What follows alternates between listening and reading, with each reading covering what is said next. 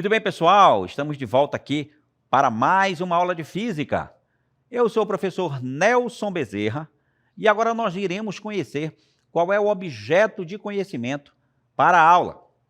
Aula número 5, objeto de conhecimento, transformações e conservação da energia, conservação da quantidade de movimento, fluxo de energia e de matéria nos ecossistemas, metabolismo energético, ligações e reações químicas, leis ponderais e estequiometria. No detalhamento, nós teremos energia e suas modalidades. Então é isso, pessoal. Agora que vocês já estão conhecendo qual é o nosso objeto de conhecimento, vamos à nossa aula.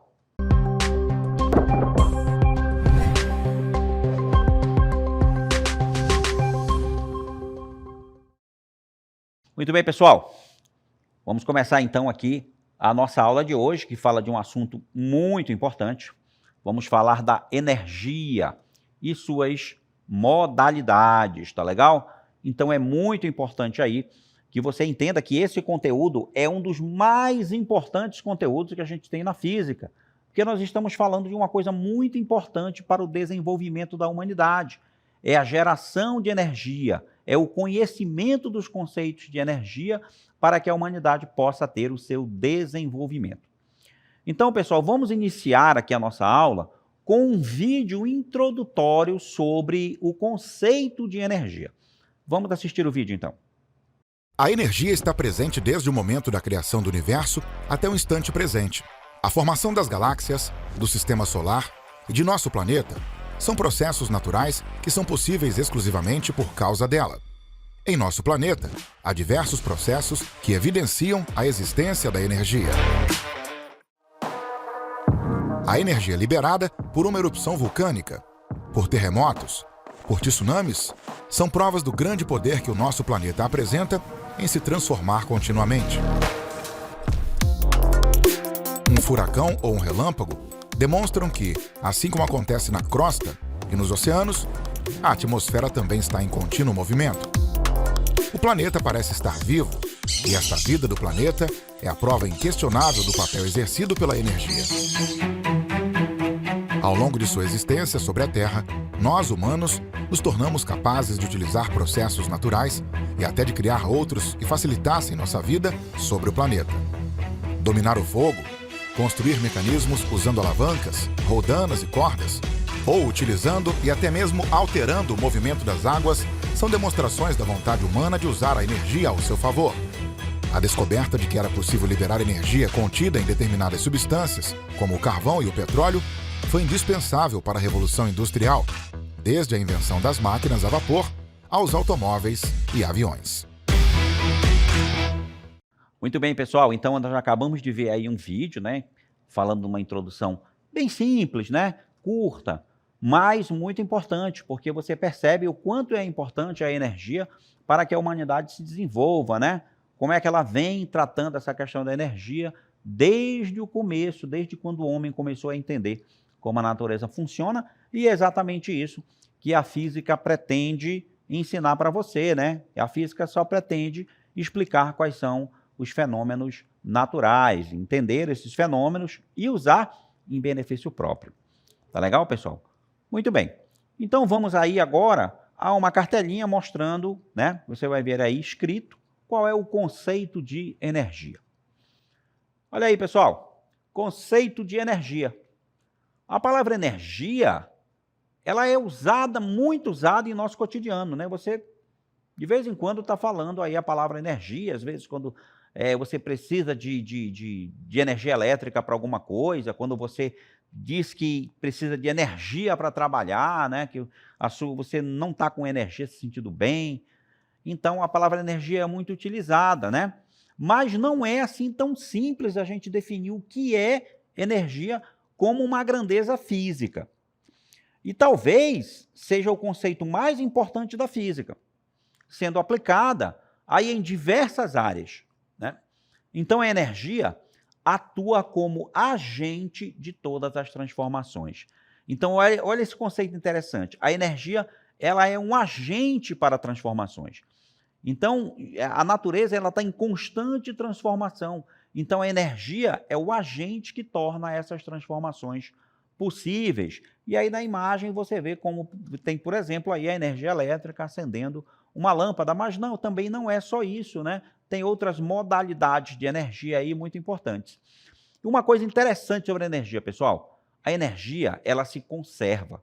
A gente não pode nem criar, nem destruir a energia. A energia, ela só pode ser transformada de uma modalidade para outra. E aí a gente tem aqui um exemplo de como essa energia pode ser transferida de um ponto até outro. A gente vai colocar aqui ao meu lado, você tem aí o pêndulo de Newton, por exemplo. Observe o movimento das esferas.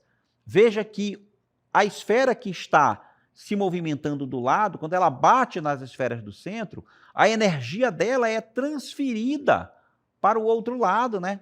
E veja que o movimento vai diminuindo, por quê? Porque a energia vai se dissipando.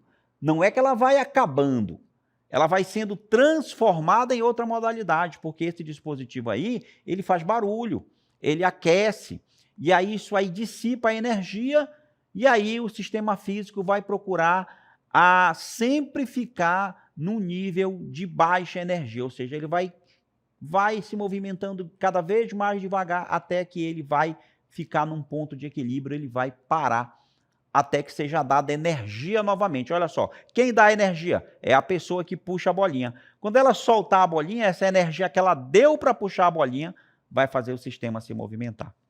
E aí a energia vai sendo transferida de uma ponta para outra, causando esse movimento que você está vendo aí, pessoal, no vídeo, tá certo?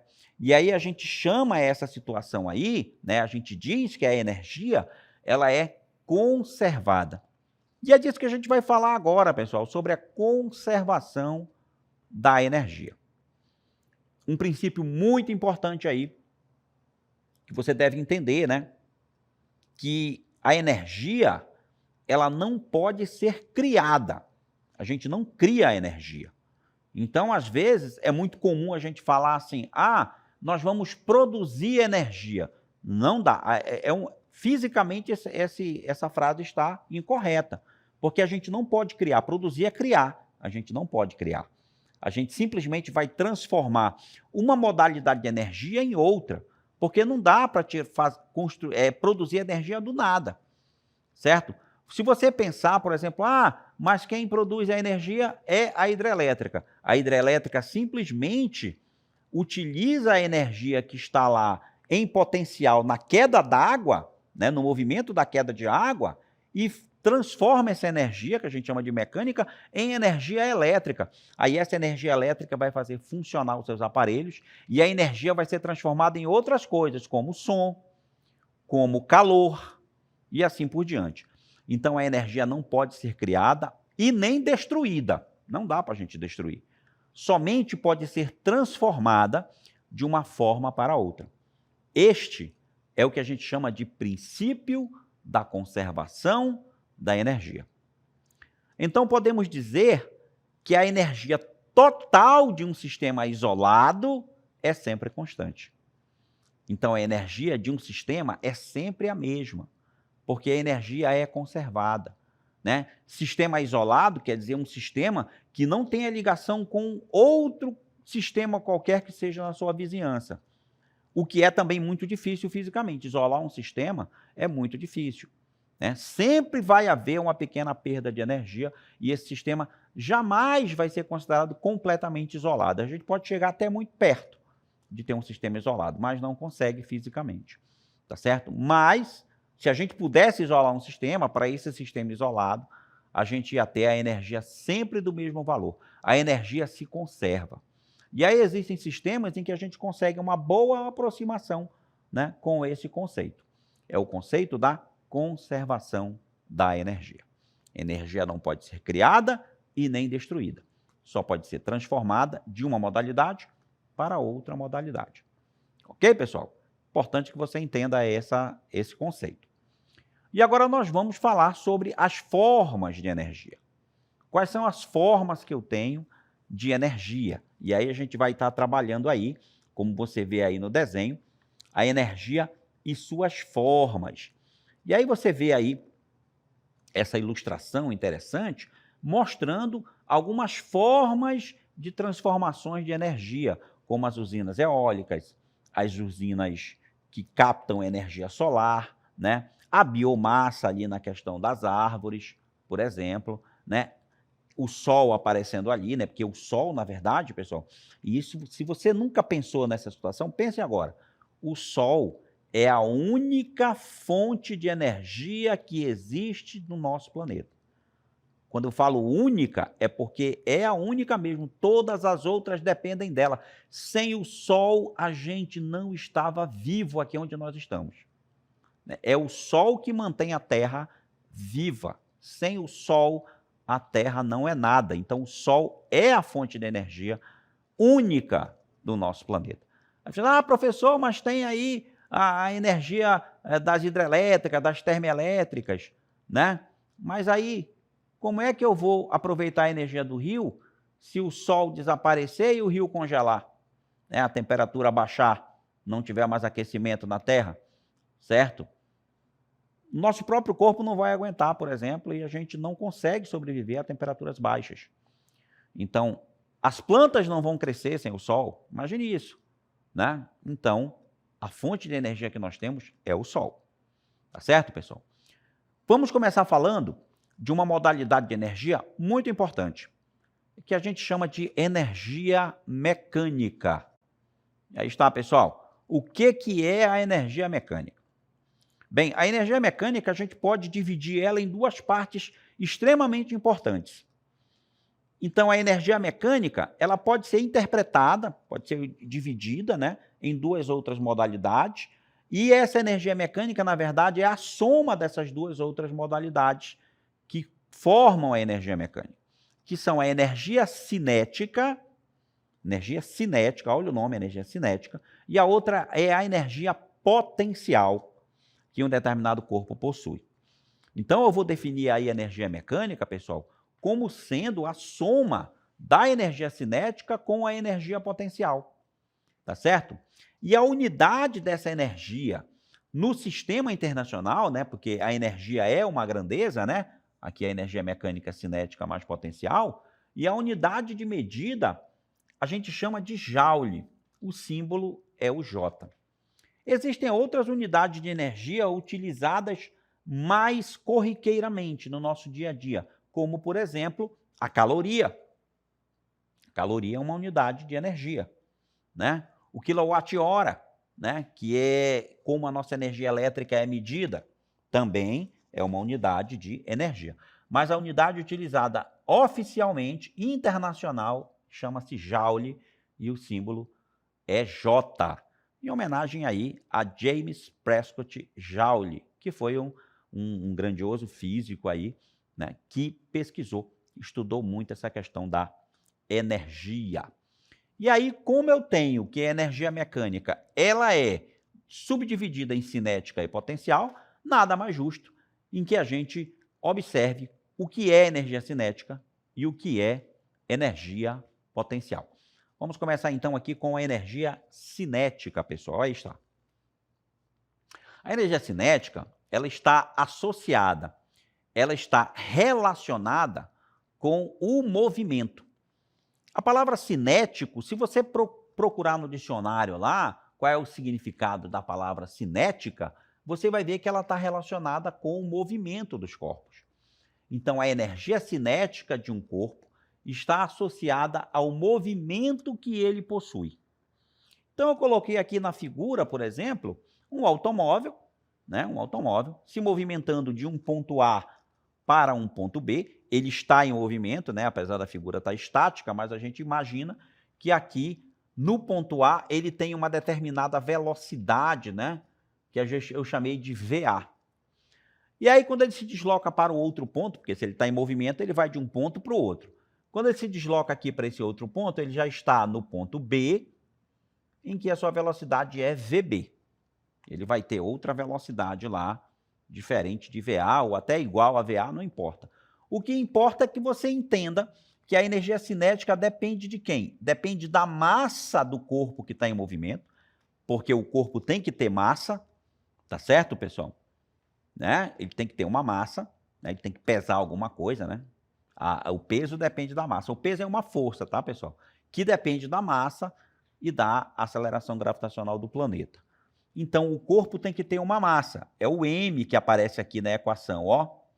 A energia cinética, para mim calcular a energia cinética de um corpo, eu preciso saber a massa desse corpo. E também é preciso saber qual é a velocidade que o corpo tem. E aí eu elevo essa velocidade ao quadrado aqui, ó. Massa vezes VA ao quadrado. E aí eu pego o resultado dessa conta e divido por 2. Assim eu calculo a energia cinética do corpo. Então eu só consigo calcular a energia cinética se o corpo tiver velocidade. Pessoal, se o corpo em questão não estiver em movimento, se ele não tiver velocidade, ele não tem energia cinética. A energia cinética para ele é nula, porque para corpos que estejam em repouso, a energia cinética vale 0. Imagina, se a velocidade aqui fosse 0, se no ponto B a velocidade dele fosse nula. Quando eu fosse fazer essa conta, 0 elevado ao quadrado é 0. 0 vezes m é 0. 0 dividido por 2 continua sendo 0. Então, se o corpo não tem velocidade, ele não tem energia cinética. Muito importante. Então, seguindo adiante, essa equação que a gente viu aqui, ó, a equação que define matematicamente a energia cinética, né, que é essa aqui, né, estava na cartela anterior, a energia cinética é m, que é a massa do corpo, vezes sua velocidade ao quadrado, dividido por 2. Então, m é a massa do elemento que se movimenta, tá? V é a sua velocidade e a sua unidade de medida, lá, que a gente está falando de energia, a unidade de medida aqui será sempre o joule, né? E isso, claro, se essa massa estiver em quilogramas, que é a unidade do Sistema Internacional para massa, e a velocidade estiver em metros por segundo, que é a unidade de medida para a velocidade também no Sistema Internacional. Então, aí está a energia cinética apresentada para você, ok? E qual é a outra parte da energia mecânica? É a energia potencial, que, por sua vez, energia potencial também pode ser dividida em duas partes. Eu posso ter a energia potencial gravitacional, que é o que a gente vai começar a ver, olha só, energia potencial gravitacional é a energia armazenada em virtude da posição de um corpo em relação à superfície, ou até mesmo em relação à posição que ele ocupa dentro do campo gravitacional. É porque nós aqui na Terra estamos dentro do campo gravitacional da Terra. Então, a posição que eu ocupo dentro desse campo gravitacional, ela vai dizer para mim qual é a minha energia potencial, né? Geralmente existe um ponto de referência. Ao nível do mar, a gente considera que a gente não está nem abaixo nem acima do normal. A gente está num ponto de referência nulo quando a gente está ao nível do mar, né? A gente considera, então, que a gente não tem altura lá, que a gente não está elevado. Aí, se você sobe numa escada, você sobe uma montanha, por exemplo, você não está ao nível do mar, aí você ganha energia potencial. E a energia potencial, a maneira de se calcular, ela é bastante simples, mais simples do que a energia cinética. A energia potencial gravitacional, ela vale mgh. E aí você pergunta, o que significa, pessoal? Professor, cada uma dessas letras aqui que a gente vê. Pessoal, o M nada mais é do que a massa. É a massa do corpo, certo? O G é a aceleração gravitacional do planeta. No caso de nós que estamos aqui na Terra, essa aceleração gravitacional, se você ainda não sabe, não viu, não lembra lá das aulas de ciências, G, ele é considerado, né, num valor arredondado de 10 metros por segundo ao quadrado. Na verdade, ele é 9,8 metros por segundo ao quadrado, né? Mas a gente arredonda para 10 para facilitar a conta, porque multiplicar por 10 é muito mais fácil. E o H que aparece aqui, gente, o H nada mais é do que a altura que você se encontra, certo? Se você está ao nível do mar, esse H é 0. Se você está abaixo do nível do mar, você vai ter energia potencial negativa. Se você está acima do nível do mar, você vai ter energia potencial positiva. E assim, né, acontece a energia potencial gravitacional. Matematicamente, a energia potencial gravitacional é dada pelo produto entre a massa do corpo, a altura e a gravidade. E entendo a gravidade aqui como aceleração da gravidade, tá, pessoal? E aí, olha só, um esquema aqui para exemplificar. Nesse esquema que eu estou mostrando aí, eu vou ter dois corpos. O corpo A, né? O corpo de massa M, que está de verde aqui, ó, que está na posição A. Então, se ele está na posição A, esse aqui vai ser o nível de referência, tá? Nível de referência, como se fosse o solo. Então, o corpo A, ele está a uma determinada altura HA. Então, para o corpo A, a sua energia potencial é mgHa. Já para o corpo B, que está mais baixo, olha aqui, certo? Eu não posso dizer qual é o número que representa a energia potencial gravitacional dos dois, mas eu posso afirmar com certeza que esse corpo aqui, que é o corpo B, ele tem menor energia gravitacional, menor energia potencial gravitacional do que o corpo A, porque o corpo A está mais acima, ele está mais alto, ele tem maior altura. Então, o que vai acontecer? Ele tem mais energia potencial que o B.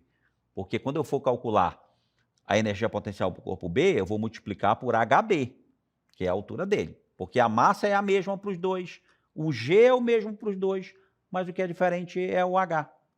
Tá certo? Então, aí, a energia potencial gravitacional depende da altura, a gente fala isso. E o outro tipo de energia potencial? É a energia potencial elástica, pessoal. A energia potencial elástica, ela está associada às propriedades elásticas de uma mola ou de algum material com propriedades elásticas. E para que eu calcule essa energia potencial elástica, tem uma equação matemática também. Essa energia potencial elástica é meio de kx², onde esse k a gente chama de constante da mola ou constante do elástico, né? Porque cada mola tem uma característica diferente da outra. Existem molas que são muito fortes, molas que são mais fracas, elásticos mais fortes, elásticos mais fracos. E aí esse K representa essa propriedade. E o X, que está aí na equação, é a distensão ou da mola ou do elástico. E aí a gente tem aqui um exemplo interessante sobre a energia potencial elástica, que é o bump jump. Olha só aí na figura. A pessoa, quando pula de bump jump, ela está amarrada num elástico. E aí ela tem uma certa altura, então ela tem energia potencial gravitacional e ela vai, quando ela cai, ela vai transformar essa energia potencial elástica em cinética, porque a velocidade dela vai aumentando. E aí, quando o elástico estica, ela cai, mas o elástico vai segurando e traz de volta. A energia que ela tinha foi se acumulando nesse elástico que puxou ela de volta. Então, a gente tem ali a energia potencial elástica. Bem, pessoal, vamos aos nossos exemplos agora de como a gente faz esse cálculo, né, de energia mecânica. Então, a gente tem um exemplo aí, ó. Determine o valor da energia mecânica de um sistema composto por um corpo que se encontra a uma altura de 5 metros. Então, aqui eu tenho uma altura, né? Eu chamo a altura de H. Então, eu tenho aqui 5 metros de altura, que é a altura dele. O corpo em questão possui massa de 2 quilogramas. Ele me deu a massa do corpo, né? Também no sistema internacional, 2 quilogramas. E ele também me disse que a velocidade desse corpo vale 10 metros por segundo.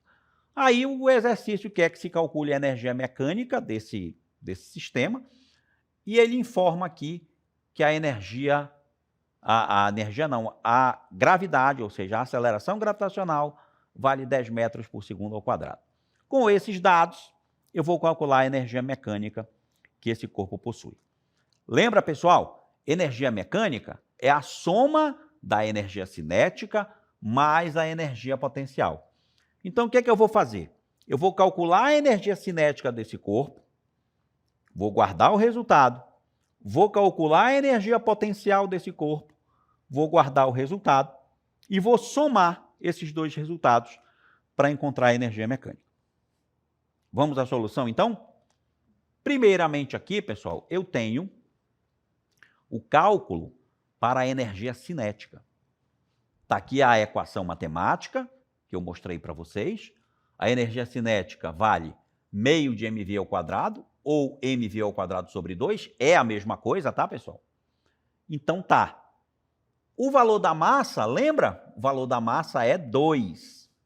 O valor da velocidade está lá no enunciado, olha só, o valor da massa é 2, o valor da velocidade é 10. Então tá aqui, ó. A massa é 2, a velocidade é 10. Tem que elevar a velocidade ao quadrado. Então, 10 vezes 10 aqui, ó, só repetir, energia cinética é meio, da massa que é 2, 10 ao quadrado vale 100. 10 elevado ao quadrado é 10 vezes 10.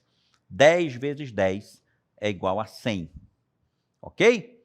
E aí, eu multiplico 2 vezes 100 aqui, ó. 2 vezes 100, o resultado é 200. 2 vezes 100, o resultado é 200. E aí, multiplica 200 vezes meio, resultado é 100 joules. Está aí a energia cinética. Energia potencial gravitacional, porque ele tem altura. A equação mgh é só multiplicar. Massa é 2, g é 10 e h, como está lá no enunciado, é 5 metros. 2 vezes 10 vezes 5, né? 2 vezes 10 é 20, 20 vezes 5. A energia potencial gravitacional do corpo é 100 joules também. Então está aí a energia potencial gravitacional. E agora a energia mecânica. É só somar os dois resultados. Agora somamos os valores da energia cinética e da energia potencial gravitacional para obtermos o valor da energia mecânica do sistema. 100 mais 100, aqui está, portanto, a solução do nosso exemplo. A energia mecânica vale 200 joules. É isso, pessoal. Continuando aqui falando sobre energia, a gente vai ter aqui as modalidades de energia. Então, a gente tem aí, ó, algumas modalidades interessantes para falar. Aí eu tenho um mosaico que mostra algumas delas: energia eólica, energia solar, energia elétrica e energia térmica. Começando aí com a energia térmica. Toda matéria é constituída por moléculas, e essas, por sua vez, são constituídas por átomos. O grau de agitação que essas moléculas possuem em um determinado corpo é responsável pela energia térmica. Ou seja, a temperatura do corpo, né, ela é responsável pela energia térmica do corpo. Quanto mais quente, mais energia térmica. Energia solar. Aí você já deve perceber, né, que a energia solar é energia proveniente da luz e do calor do Sol, que é aproveitada e utilizada por meio de diferentes tecnologias, principalmente como o aquecimento solar, energia solar fotovoltaica, aí você vê as placas na imagem, as placas fotovoltaicas, elas são responsáveis por transformar essa energia em energia elétrica, né? Energia heliotérmica e arquitetura solar. A energia solar é considerada uma fonte de energia renovável e sustentável, ok? E aí temos também a energia eólica, que é a energia dos ventos, né? A energia eólica é uma fonte limpa e renovável para a produção de energia. Juntamente com a energia solar, são fontes alternativas, mas que ainda são pouco exploradas, né, pessoal? Temos que explorar mais essas fontes, porque elas não poluem, elas são renováveis. E, por último, a gente vai ver aí a energia que a gente mais utiliza, a maior modalidade que a gente utiliza, que é a energia elétrica. A energia elétrica é a modalidade de energia mais presente em nosso cotidiano e a mais conhecida, né? Nós não estaríamos aqui conversando, não estaríamos aqui dando essa aula, se não fosse essa modalidade de energia que liga todos os aparelhos aí que nós temos em casa, televisores, computadores, geladeiras, né? Tudo funciona com energia elétrica. Muito bem, pessoal. Eu espero que vocês tenham gostado da aula. Eu vou me despedir aqui com vocês, encerrar a aula e a gente vai se encontrar em outra oportunidade, tá bom, pessoal? Tchau!